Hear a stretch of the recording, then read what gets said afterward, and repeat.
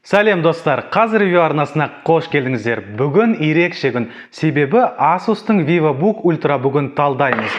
Попкорндарыңызды дайындап, жайғасып отыра беріңіздер.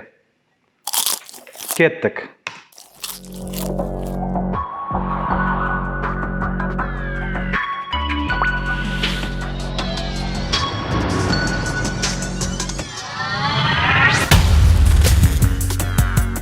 VivoBook сериясы 8 ағайынды, ал біздің қолымыздағы бүгінгі X моделі ең кенжесі.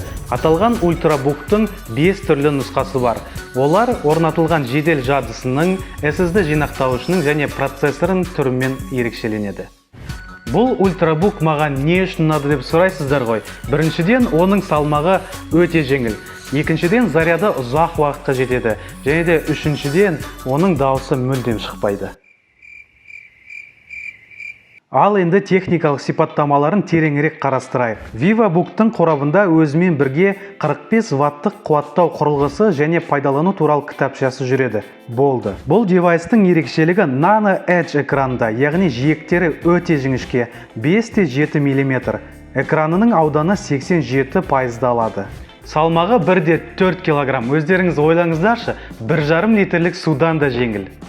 Ноутбуктың экранын соңына дейін ашқанда Ergolift топсасы пернетақтаны жоғары көтереді. Ол сіздің ыңғайлы жұмыс істеуіңізге икемделеді. Мәтінді ләззат алып, рахаттанып тересіз. Себебі 1,3 мм тереңдікке басылатын батырмалары өте қолайлы. Ноутбуктың сол жағында солдан оңға қарай USB 2.0 Type-C порттары орналасқан.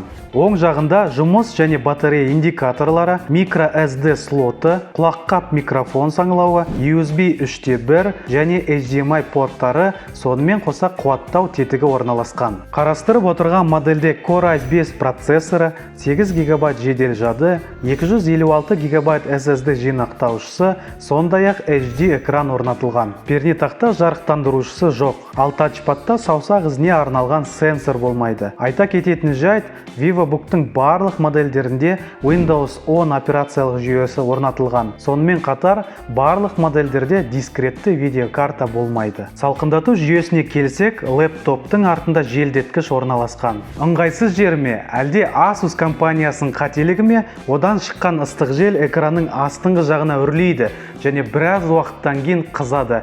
Негізі оның кейінірек қызмет етуіне әсер ете ме жоқ па, білмейміз, оны уақыт көрсетеді.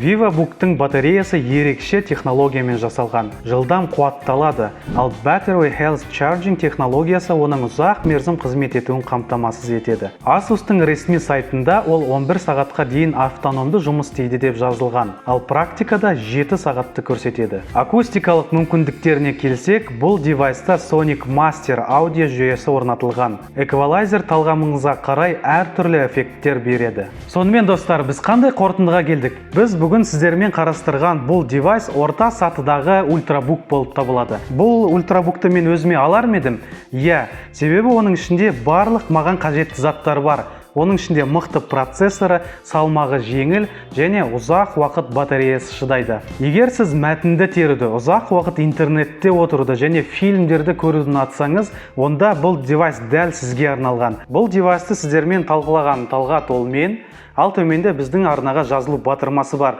Соны басып тіркеліңіз. Және болашақта біздің арнада көптеген сапалы бейне шоуларды көруге дайын жүріңіз. Ал мен сіздермен қоштасамын, сау болыңыздар.